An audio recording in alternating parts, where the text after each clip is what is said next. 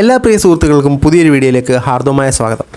നിങ്ങൾ 4 ഡോക്ടർമാരെ എടുത്താൽ അതിൽ 3 പേര് നന്നായി പണിയെടുക്കുന്നവരും ഒരാൾ ഉടായ്പുമായിരിക്കും.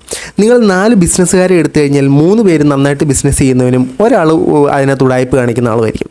എന്നാൽ നിങ്ങൾ സിനിമയിൽ 4 പേരെ എടുത്തു കഴിഞ്ഞാൽ 3 പേര് ഉടായ്പും ഒരാൾ സത്യസന്ധനും ശരിയായ രീതിയിൽ സിനിമ ചെയ്യുന്ന ആളുമായിരിക്കും. ഇത് എൻ്റെ വാക്കുകളല്ല, സന്തോഷ് പണ്ഡിറ്റ് ഹേമ കമ്മീഷൻ റിപ്പോർട്ടിനെ കുറിച്ച് പറഞ്ഞപ്പോൾ പ്രതിപാദിച്ച ചില വാക്കുകളാണിത്. അപ്പോൾ നമുക്ക് ഈ ഹേമ കമ്മീഷൻ റിപ്പോർട്ട് എന്താണ്, എന്തുകൊണ്ടാണ് ഇത് സാധിക്കുന്നത്, എന്തുകൊണ്ടാണ് ഗവൺമെൻറ് ഇതിനൊരു നടപടി എടുക്കാത്തത്, ഇതിനെതിരെ ഒരു നടപടി എടുക്കാത്തത് എന്നൊക്കെയുള്ള കാര്യങ്ങളാണ് ഇന്നത്തെ വീഡിയോയിൽ നമ്മൾ ഡിസ്കസ് ചെയ്യാൻ പോകുന്നത്. കൂടുതലായി എടുപ്പിക്കുന്നില്ല, നേരെ വീഡിയോയിലേക്ക് പോകാം.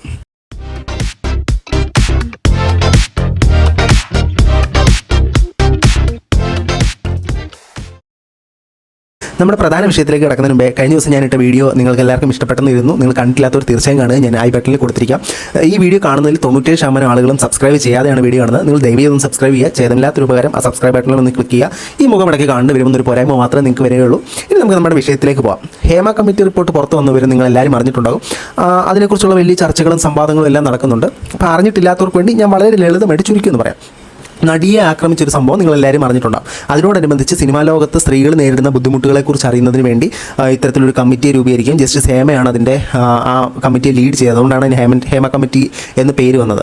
ആ ലീഡ് ചെയ്തതിൽ സിനിമാ ലോകത്തെ സ്ത്രീകൾ അനുഭവിക്കുന്ന കുറേ പ്രശ്നങ്ങളെക്കുറിച്ച് അവർ അറിയുകയും അതിനോടനുബന്ധിച്ച് ഒരു റിപ്പോർട്ട് 2019 നമ്മുടെ മുഖ്യമന്ത്രി, ഇപ്പോഴത്തെ മുഖ്യമന്ത്രിയായ പിണറായി വിജയൻ സാഹാബിൻ്റെ കയ്യിൽ കൈമാറുകയും ചെയ്തു. ഈ കൈമാറിയ വിവരം കുറേ നാളുകൾ കൊണ്ട് പുറത്തു വരാതിരിക്കുകയായിരുന്നു. അതിനുശേഷം വിവരാവകാശ കമ്മീഷൻ ഇടപെട്ട് ഈ ഒരു വിവരം നമ്മളിലേക്ക് എത്തിയുണ്ടായി. 300 പേജുള്ള ഒരു റിപ്പോർട്ടാണ് ഈ പുറത്ത് വന്നത്. എന്നാൽ 233 പേജുകൾ മാത്രമേ നമുക്ക് സാധാരണക്കാരിലേക്ക് എത്തിയുള്ളൂ. ഇതിന് കാരണമെന്ന് പറഞ്ഞാൽ അതിനകത്ത് ഒരുപാട് ഇരയായവരുടെയും ചില പ്രമുഖരായ, അതായത് ഇരയാക്കപ്പെട്ടവരുടെയും പേരുകൾ മെൻഷൻ ചെയ്യുന്നുണ്ട്. അതെല്ലാം സെൻസർ ചെയ്തിട്ട് 233 പേജുകളിലും കുറേ സെൻസർ ചെയ്തിട്ടുണ്ട്. ബാലൻസ് ഉള്ള പേജുകളിൽ ഇവരുടെ പേരുകളും ഡീറ്റെയിൽസും എല്ലാം വരുന്നത് പ്രൈവസി കാരണമാക്കി മാറ്റിയിട്ടാണ് ഈ റിപ്പോർട്ട് നമ്മൾക്ക് മുന്നിൽ വന്നിരിക്കുന്നത്. ഈ റിപ്പോർട്ടിനകത്ത് ഒരുപാട് കാര്യങ്ങൾ പറയുന്നുണ്ട്. സ്ത്രീകൾ നേരിടുന്ന ഒരുപാട് പ്രശ്നങ്ങളും ബുദ്ധിമുട്ടുകളും ദുരിതങ്ങളും എല്ലാം പറയുന്നുണ്ട്. സെക്ഷുവലി ഇവരെ ഭയങ്കരമായിട്ട് യൂസ് ചെയ്യുന്നതിനെക്കുറിച്ച് പറയുന്നുണ്ട്. ഡ്രഗ്സിൻ്റെ അഡിക്ഷനെ കുറിച്ച് പറയുന്നുണ്ട്. സ്ത്രീകളെ ഇത്തരത്തിൽ മയപ്പെടുത്തുന്നതിന് വേണ്ടി ഇടനിലക്കാരനായിട്ട് നിൽക്കുന്ന ആളുകളെക്കുറിച്ച് സംസാരിക്കുന്നുണ്ട്. ഇങ്ങനെ ഒരുപാട് കാര്യങ്ങളാണ് ഇത് പറയുന്നത്. ജൂനിയർ ആർട്ടിസ്റ്റുകൾക്ക് കിട്ടേണ്ടതായ വേതനം കിട്ടുന്നില്ല, ആഹാരം കിട്ടുന്നില്ല, ബാത്റൂം ഫെസിലിറ്റീസ് കറക്റ്റായിട്ട് കിട്ടുന്നില്ല. ഇത്തരത്തിൽ ഒരുപാട് പ്രശ്നങ്ങളാണ് ഇതിനകത്ത് പ്രതിപാദിക്കുന്നത്. ഇനി ഈ റിപ്പോർട്ടിൽ വളരെയധികം ചർച്ച ചെയ്യപ്പെട്ടൊരു കാര്യമാണ് സ്ത്രീകളെ ലൈംഗികമായി വളരെയധികം ചൂഷണം ചെയ്യുന്നു എന്നുള്ളൊരു കാര്യം. ഇതിലേക്ക് നോക്കിക്കഴിഞ്ഞാൽ സാധാരണക്കാരനായ നമുക്ക് ഇത് ശരിയാണെന്നുള്ള കാര്യത്തിലേക്ക് എത്താൻ പറ്റും. കാരണം സിനിമാ ലോകത്തിൽ കാസ്റ്റിംഗ് കൗച്ച് വളരെ ആക്റ്റീവായിട്ട് നടക്കുന്നുണ്ട്, അല്ലെങ്കിൽ വളരെ കോമൺ ആയിട്ട് നടക്കുന്ന ഒരു കാര്യമാണെന്ന് ബിഗ് ബോസിൻ്റെ വിഷയവുമായിട്ട് ബന്ധപ്പെട്ട് അഖിൽമാരായിട്ട് സംസാരിക്കുകയുണ്ടായി. സംസാരിച്ച സമയത്ത് സിനിമാ ലോകത്ത് നിന്നും ആരും തന്നെ ഇതിനെ എതിർത്ത് കണ്ടില്ല. കാരണം ഇത് അവിടുത്തെ ഒരു ചടങ്ങാണ്, നടയടി പോലെ അവിടുത്തെ ഒരു സമ്പ്രദായമാണ് എന്ന് എല്ലാവരും അക്സെപ്റ്റ് ചെയ്തൊരു കാര്യമാണെന്നാണ് നമുക്ക് മനസ്സിലാക്കാൻ സാധിച്ചത്. അത് മാത്രമല്ല, ഇത് വളരെ സജീവമാണെന്ന് പണ്ട് കാലം മുതലേ നമ്മളെല്ലാവരും കേട്ടറിഞ്ഞ കാര്യങ്ങളാണ്. ഇപ്പോഴും വളരെ സജീവമായിട്ട് നടന്നു പോകുന്നു എന്നുള്ളതിൻ്റെ ഒരു തെളിവാണ് ഇപ്പോൾ പുറത്തു വന്നിരിക്കുന്നത്.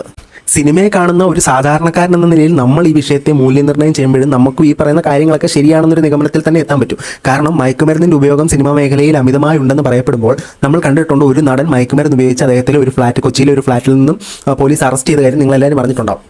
പിന്നെ മറ്റൊരു നടൻ ഇതുപോലെ മദ്യലഹരിയിൽ അല്ലെങ്കിൽ മയക്കുമരുന്നിൻ്റെ ലഹരിയിൽ ഇൻ്റർവ്യൂ ചെയ്യാമെന്ന ആളെ ഭയങ്കര മോശമായിട്ട് സംസാരിക്കുകയും ആ ഇൻ്റർവ്യൂവിൽ നിന്ന് ഇറങ്ങിപ്പോവുകയും ചെയ്തു. അതിനോട് ശേഷം അദ്ദേഹത്തിനെ വിലക്കി, പിന്നീട് ആ വിലക്ക് മാറ്റി.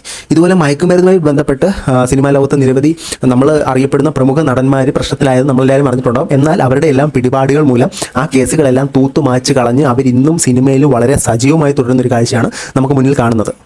ഇത്തരത്തിൽ സ്ത്രീകളെ ലൈംഗികമായി ചൂഷണം ചെയ്യുന്നതിന് വേണ്ടി അവിടെ ഒരു ഇൻ്റർമീഡിയറി ഉണ്ടെന്നാണ് പറയപ്പെടുന്നത്. ഇപ്പോൾ ഒരു പ്രൊഡ്യൂസറിനോ ഒരു നടനോ ഒരു സ്ത്രീയിലേക്ക് ആകർഷണമായി കഴിഞ്ഞാൽ അവർക്ക് വേണ്ടി ഈ പ്രൊഡ്യൂസറിനോ നടനോ അല്ലെങ്കിൽ ഈ ഡയറക്ടർക്കോ വേണ്ടി പോയി സംസാരിക്കാനായിട്ട് അവിടെ ഒരാളുണ്ട് എന്നാണ് പറയപ്പെടുന്നത്. ഈ ആളാണ് ആ പെൺകുട്ടിയെ കൺവിൻസ് ചെയ്തുകൊണ്ടിരുന്നത്. അതിനുശേഷം ഇവർക്ക് റൂം കൊടുക്കണേ, ആ റൂമിൽ വന്ന് ശക്തമായി മുട്ടുന്നു, ഇവരെ ഇത്തരത്തിലുള്ള കാര്യങ്ങൾക്ക് വഴങ്ങി കൊടുത്തെങ്കിൽ മാത്രം നല്ല ട്രീറ്റ്മെൻറ്റ് കൊടുക്കുന്നു, അല്ലാത്ത പക്ഷം മോശമായ ഭക്ഷണങ്ങളും മോശമായ രീതിയിലുള്ള ഒരു ട്രീറ്റ്മെൻറ്റ് ആയിരിക്കും ഇവർക്ക് മുമ്പോട്ട് ലഭിക്കുന്നതെന്നാണ് ഈ റിപ്പോർട്ട് പ്രകാരം പറയപ്പെടുന്നത്. ഇത്തരത്തിൽ ജൂനിയറായതും സീനിയറായതുമായ നടിമാരെ ചൂഷണം ചെയ്യുന്നതിൽ പ്രൊഡ്യൂസർമാർ, ഡയറക്ടർമാർ, നടന്മാർ എന്നിവരുണ്ടെന്നാണ് പറയപ്പെടുന്നത്. അതായത് മലയാള സിനിമയിൽ മെയിൽ ഡോമിനേഷൻ അല്ലെങ്കിൽ പുരുഷന്മാരുടെ ആധിപത്യമാണെന്നാണ് ഇതിൽ മെൻഷൻ ചെയ്യുന്നത്.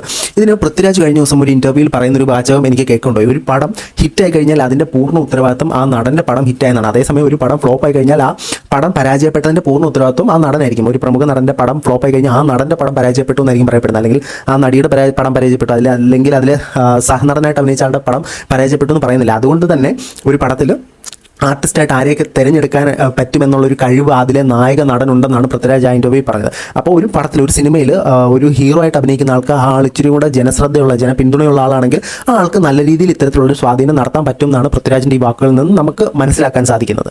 ഇനി ഈ റിപ്പോർട്ട് പ്രകാരം പറയുന്നത് സ്ത്രീകൾ സ്വന്തം ഇഷ്ടപ്രകാരം പോകുന്നതുകൊണ്ട്, അല്ലാതെ സ്ത്രീകളെ ചൂഷണം ചെയ്യുന്നതുകൊണ്ട്, അല്ലെങ്കിൽ സ്ത്രീകളുടെ അമ്മമാർ ഇതെല്ലാം സാധാരണമായി നടക്കുന്ന ഒരു വിഷയമാണ്, എൻ്റെ മകൾ ഇതിന് തയ്യാറാണ് എന്നുള്ള രീതിയിൽ ഇത്തരം മേഖലകളിലേക്ക് ശോഭിക്കാനായിട്ട് മക്കളെ ഇതിലേക്ക് കമ്പൽ ചെയ്യുന്നു എന്നൊരു കാര്യവും ഇതിൽ പറയപ്പെടുന്നുണ്ട്. 15 അംഗ ആളുകൾ അടങ്ങുന്ന ഒരു പവർ കമ്മിറ്റിയാണ് ഇത്തരത്തിലുള്ള കാര്യങ്ങളെല്ലാം നിയന്ത്രിക്കുന്നത്, അല്ലെങ്കിൽ സിനിമയിൽ നടക്കുന്ന കാര്യങ്ങളെല്ലാം നിയന്ത്രിക്കുന്നത് എന്നാണ് ഈ റിപ്പോർട്ട് പ്രകാരം പറയപ്പെടുന്നത്. ഈ 15 പേരടങ്ങുന്ന കമ്മിറ്റി ആരാണ് എന്നുള്ള കാര്യം നമ്മുടെ സന്തോഷ് പണ്ഡിറ്റ് പറഞ്ഞിട്ടുണ്ട് എന്ന രീതിയിൽ മനോരമ ഓൺലൈനിൽ ഇത് പബ്ലിഷ് ചെയ്തിട്ടുണ്ട്. നിങ്ങൾ പോയി നോക്കിക്കഴിഞ്ഞാൽ അതിനകത്ത് കുറച്ച് ആളുകളുടെ 15 പേരുകൾ മെൻഷൻ ചെയ്തിട്ടുണ്ട്. ഇത് ശരിയാണോ, ശരിയായ വാർത്തയാണോ തെറ്റായ വാർത്തയാണോ ഇതിൻ്റെ ആധികാരികത എനിക്കറിയില്ല. ഞാൻ സന്തോഷ് പണ്ഡിറ്റിൻ്റെ പേജുകളിലെല്ലാം നോക്കി ഇത് കണ്ടില്ല, റീച്ചിന് വേണ്ടി ഇട്ടാണോ അറിയില്ല. അതുകൊണ്ടാണ് ഞാൻ പേരുകൾ ഇതിൽ മെൻഷൻ ചെയ്യാത്തത്. കുറേ കാലങ്ങളായി മലയാളികൾ മണ്ടനെന്ന് മുദ്രകുത്തിയ ശ്രീ സന്തോഷ് പണ്ഡിറ്റ് ഈ കാര്യങ്ങളെക്കുറിച്ച് അദ്ദേഹത്തിൻ്റെ യൂട്യൂബ് ചാനലിൽ സംസാരിക്കുന്നുണ്ട്. നിങ്ങൾ അദ്ദേഹം സംസാരിക്കുന്ന കാണാൻ സമയമുള്ളവർ തീർച്ചയായും അത് പോയി കാണുക. അതിനകത്ത് സിനിമാ മേഖലയിൽ മാത്രമല്ല ഈ പ്രശ്നങ്ങളുള്ളത്. ഒരു ഷോർട്ട് ഫിലിം എടുത്താലും ഒരു ആൽബം എടുത്താലും ഇത്തരം പ്രശ്നങ്ങളുണ്ടാകും. ആ ആൽബം എടുത്തതിന് ശേഷം ഇത്തരത്തിലുള്ള ചൂഷണങ്ങൾക്ക് ഇരയാക്കിയ ശേഷം ആ വീഡിയോ റിലീസ് ചെയ്യാതെ പൂഴ്ത്തി വെക്കുന്നു, അല്ലെങ്കിൽ സിനിമ പെട്ടിയിലാകുന്നു എന്നുള്ള കാര്യങ്ങളെക്കുറിച്ചെല്ലാം ഒരു എക്സാമ്പിൾ സഹിതം അദ്ദേഹം പറയുന്നുണ്ട്. നിങ്ങൾക്ക് കാണാൻ പറ്റുന്നവർ തീർച്ചയായിട്ടും അദ്ദേഹത്തിൻ്റെ ആ വീഡിയോ കാണുക. ഇനി നമ്മുടെ സമൂഹത്തിലേക്ക് തിരിഞ്ഞു നോക്കുമ്പോഴത്തേനും സിനിമാ മേഖലയിൽ മാത്രമാണോ ഇത്തരത്തിലുള്ള പ്രശ്നമുള്ളത്? തീർച്ചയായിട്ടും അല്ല. എവിടെ നോക്കിയാലും സ്ത്രീകൾ ഇത്തരത്തിലുള്ള ലൈംഗിക ചൂഷണത്തിന് ഇരയാകുന്ന ഒരു സാഹചര്യം നമുക്ക് ചുറ്റും എപ്പോഴും കണ്ടുവരുന്നുണ്ട്. ഇതിനെതിരെ നമ്മൾ ഓരോരുത്തരുമാണ് പ്രതികരിക്കേണ്ടത്. ഈ റിപ്പോർട്ടിനെ എതിർക്കുന്ന ഒരു കൂട്ടം സിനിമാ താരങ്ങളുണ്ട്, ഈ റിപ്പോർട്ടിനെ അനുകൂലിക്കുന്ന ഒരു കൂട്ടം സിനിമാ താരങ്ങളുണ്ട്. നമ്മൾക്ക് എല്ലാവർക്കും അറിയാം, ഒരു മേഖലയിലും എല്ലാ ആൾക്കാരും ഒരേപോലെയാണ് എന്നുള്ള രീതിയിൽ നമുക്ക് അടച്ചാക്ഷേപിക്കാൻ സാധിക്കില്ല. തീർച്ചയായിട്ടും അതിനകത്ത് നല്ല ആളുകളുണ്ട്. ഈ റിപ്പോർട്ടിൽ തന്നെ ചില നല്ല ആളുകളുണ്ട്, അവർക്ക് സിനിമയെ പ്രൊമോട്ട് ചെയ്യുക, അല്ലെങ്കിൽ സിനിമ വളർത്തുക, കല വളർത്തുക, നല്ലൊരു സിനിമ ഉണ്ടാക്കുക എന്ന ലക്ഷ്യത്തോടെ ഉണ്ട് എന്നുള്ള കാര്യങ്ങളും ഈ റിപ്പോർട്ടിനകത്ത് മെൻഷൻ ചെയ്യുന്നുണ്ട്. നമ്മുടെ ഇപ്പോൾ പ്രശ്നമായ ചെകുത്താനോ ദിലീപേട്ടനോ എല്ലാം കൂടോത്രം ചെയ്താണോ എന്ന് പോലും അറിയത്തില്ല. സിനിമാ ലോകത്തുള്ള എല്ലാവർക്കും നല്ല അസാധ്യ പണിയാണ് കിട്ടിക്കൊണ്ടിരിക്കുന്നത്. എല്ലാ കാര്യങ്ങളിലും, അതായത് സിനിമക്കാർക്കെതിരെ നേരിടുന്ന പ്രശ്നങ്ങളിൽ വളരെയധികം ശബ്ദം ഉയർത്തുമെന്ന് ഇപ്പോൾ പറഞ്ഞ നടൻ സിദ്ദിഖ് ഇപ്പോൾ പെട്ടിരിക്കുന്ന ഒരു സാഹചര്യമാണ്. കാരണം ഇതിനെതിരെ പ്രതികരിക്കാൻ പോലും അദ്ദേഹത്തിന് സാധിക്കാത്തൊരവസ്ഥയാണ് ഉണ്ടായിട്ടുള്ളത്. എന്നാൽ ഈ റിപ്പോർട്ട് പ്രകാരം പറയുന്നു, അമ്മ സംഘടനയെ ഇത്തരത്തിലുള്ള കാര്യങ്ങൾക്ക് ഈ സ്ത്രീകൾ അവരുടെ വിഷമങ്ങളും ബുദ്ധിമുട്ടുകളും അറിയിച്ചപ്പോൾ പോലും ശരിയായ ഒരു നടപടി ഉണ്ടായില്ല എന്നൊരു കാര്യങ്ങളും ഈ റിപ്പോർട്ടിൽ പറഞ്ഞു വെക്കുന്നുണ്ട്. ഇനി നമുക്ക് ഗവൺമെൻറ് കാര്യങ്ങൾക്ക് വരാം. ഗവൺമെൻറ് കയ്യിൽ ഈ റിപ്പോർട്ട് കിട്ടിയിട്ട് 5 വർഷത്തിന് മേലെ, എന്നിട്ടും ഗവൺമെൻറ് ഇതിൽ കൃത്യമായ ഒരു നടപടി എടുത്തില്ല. അതിനുള്ള കാരണം നമ്മൾ നോക്കുമ്പോഴത്തേനും ഓപ്പോസിഷൻ പാർട്ടി ആരെയോ സംരക്ഷിക്കാനാണ് എന്നുള്ള കാര്യങ്ങൾ പറയുന്നുണ്ടെങ്കിലും ശരിയായ കാരണം എന്താണ് എന്ന് നമുക്കൊന്ന് നോക്കാം. ഇത്തരത്തിലുള്ള പ്രവർത്തനങ്ങളിൽ ഏർപ്പെടുന്ന നടന്മാർക്കോ അല്ലെങ്കിൽ പ്രൊഡ്യൂസർമാർക്കോ ഡയറക്ടർമാർക്കോ തീർച്ചയായും ഒരു രാഷ്ട്രീയ പിൻബലം ഉണ്ടാവും. ഉന്നത തലത്തിലുള്ള നിരവധി ഉദ്യോഗസ്ഥരുമായിട്ട് ഇവർക്ക് ബന്ധമുണ്ടാവും. അതൊരു കാരണമായിരിക്കും. എന്നാൽ മറ്റൊരു കാരണം എന്ന് പറയുന്നത്, ഗവൺമെൻറ് ഇപ്പോൾ ഇത്തരത്തിലുള്ളൊരു പ്രശ്നമുണ്ടെന്ന് തിരിച്ചറിയുകയും ഇതിനെതിരെ ആക്ഷൻ എടുക്കുകയും ചെയ്തു കഴിഞ്ഞാൽ ഇപ്പോൾ 200-250 സിനിമ നമ്മളുടെ മലയാള സിനിമ ഇൻഡസ്ട്രിയിൽ വരുന്നുണ്ടെങ്കിൽ അത് ചുരുങ്ങി ഒരു 50-60 സിനിമയായിട്ട് കുറയും. കാരണം ഇത്തരത്തിലുള്ള പ്രശ്നങ്ങളുണ്ടാകും, സ്ത്രീകൾ വരുന്നത് ചുരുങ്ങും, ഇത്തരത്തിലുള്ള കടുത്ത നിയന്ത്രണങ്ങളുണ്ടാകും. അതുമൂലം വരുന്ന സിനിമകളുടെ എണ്ണം കുറയും. വരുന്ന സിനിമകളുടെ എണ്ണം കുറയുമ്പോഴത്തേനും അതുമൂലം കിട്ടുന്ന ടാക്സിൻ്റെ അളവ് കുറയും. അതായത് ഗവൺമെൻറ്റിലേക്ക് വരേണ്ട സാമ്പത്തികത്തിൻ്റെ അളവും വളരെയധികം കുറയാൻ സാധ്യതയുണ്ട്. ഇതാണ് സിനിമാ ലോകത്തിലെ ഇത്തരം പ്രശ്നങ്ങളിലേക്ക് ഗവൺമെൻറ് ഒരു ഇഷ്യൂ ഉണ്ടാക്കാത്തതിൻ്റെ മറ്റൊരു കാരണം. ഇനി ഇത്തരത്തിലൊരു റിപ്പോർട്ട് പബ്ലിഷ് ആയത് മൂലം ഉണ്ടായ ഗുണം എന്താണെന്ന് ചോദിച്ചു കഴിഞ്ഞാൽ, ഇത്തരത്തിലൊരു പ്രശ്നം സിനിമാ മേഖലയിൽ നടക്കുന്നുണ്ടെന്നുള്ളത് രഹസ്യമായൊരു പരസ്യമായിരുന്നു. എന്നാൽ ഇപ്പോൾ അത് പരസ്യമായി മാറിയിരിക്കുന്നു, എല്ലാവർക്കും അറിയാം.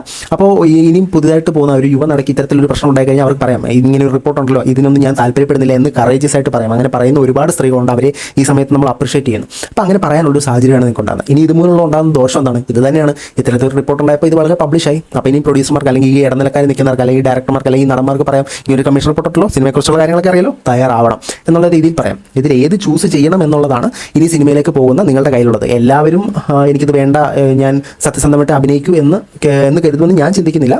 അങ്ങനെയുള്ളവർ കൂടുതലായിട്ട് ഉണ്ടാകട്ടെ എന്ന് ആശംസിക്കുന്നു. ഇനി ഇതിനെതിരെയുള്ളൊരു വിയോജിപ്പ് എന്ന് പറഞ്ഞാൽ, ഈ പ്രമുഖ നടന്മാർ ഇവരാരാണെന്ന് വെളിപ്പെടുത്തുന്നില്ല എന്നുള്ളതാണ്. കാരണം മലയാളത്തിൽ ഒരുപാട് സൂപ്പർ താരങ്ങളുണ്ട്. സൂപ്പർ താരങ്ങൾ മോശമായി പെരുമാറി എന്ന് പറയുമ്പോൾ ഒരാളായിരിക്കും മോശമായി പെരുമാറിയത്, ബാക്കിയുള്ള എല്ലാ താരങ്ങളിലേക്കും നമ്മുടെ സംശയത്തിൻ്റെ കണ്ണുകൾ നീളും. അപ്പോൾ തെറ്റ് ചെയ്യാത്ത ഒരാൾ ഈ വേദനകളെല്ലാം, അല്ലെങ്കിൽ ഈ നമ്മളുടെ മുറിവേൽപ്പിക്കലെല്ലാം അനുഭവിക്കേണ്ടി വരുന്നു. അപ്പോൾ തെറ്റ് ചെയ്യാത്ത ആളുകളെയും കൂടെ ക്രൂശിക്കപ്പെടുന്ന ഒരു സാഹചര്യമാണ് ഈ റിപ്പോർട്ടിൽ ആരുടെയും പേര് മെൻഷൻ ചെയ്യാത്ത മൂലം ഉണ്ടാകുന്നത്. പിന്നെ അടുത്ത കാര്യം എനിക്ക് പറയാനുള്ളത്, ഇത് ഒരു നല്ല കാര്യമല്ല. ഇത്തരത്തിൽ വളരെ മോശമായിട്ട് കാര്യം ചെയ്യുമ്പോഴത്തേനും അവരുടെ പേര് പബ്ലിക്കിൻ്റെ മുമ്പിൽ അറിയിച്ച് അവരെ അവരെ ഇൻസൾട്ട് ചെയ്ത് അവരെ ഈ മേഖലയിൽ നിന്ന് പുറത്താക്കണം. ഇത്തരത്തിലുള്ള പ്രശ്നങ്ങൾക്കെല്ലാം ഒരു പക്ക സൊല്യൂഷനായി അത് മാറണം. ഇനി ഈ വീഡിയോ കാണുന്ന നിങ്ങളോടാണ് എനിക്ക് പറയാനുള്ളത്, നിങ്ങൾ ഈ വീഡിയോയ്ക്ക് താഴെ കമൻറ്റ് ചെയ്യുക, ഏത് നടനായിരിക്കും ഇത്തരത്തിലുള്ള പ്രശ്നങ്ങളിൽ ഇടപെടാൻ സാധ്യതയില്ല അല്ലെങ്കിൽ ഇത്തരത്തിലുള്ള ചൂഷണം ചെയ്യാൻ സാധ്യതയില്ല എന്ന് നിങ്ങൾ ചിന്തിക്കുന്നതെന്ന് നിങ്ങൾ കമൻറ്റ് ചെയ്യുക. അപ്പോൾ ഇത്രേ ഉള്ളൂ, നമ്മൾ ഈ വീഡിയോ അവസാനിപ്പിക്കുകയാണ്. നിങ്ങൾക്ക് എല്ലാവർക്കും ഈ വീഡിയോ ഇഷ്ടപ്പെടുന്നു വരുന്നു. ഇഷ്ടപ്പെട്ട് കഴിഞ്ഞാൽ തീർച്ചയായും ലൈക്കും ഷെയറും സബ്സ്ക്രൈബും തരിക. നിങ്ങൾക്ക് എന്നിൽ നിന്ന് എന്ത് തരത്തിലുള്ള കണ്ടന്റാണ് കാണാൻ ആഗ്രഹിക്കുന്നതെന്ന് കമൻറ്റ് ചെയ്യുക. തീർച്ചയായും അത്തരത്തിലുള്ള കണ്ടന്റുകൾ വന്നിരിക്കും. അപ്പോൾ നമ്മൾ ഈ വീഡിയോ വൈൻഡപ്പ് ചെയ്യുകയാണ്. മറ്റൊരു വീഡിയോയിൽ കാണുന്നവരെ ബൈ.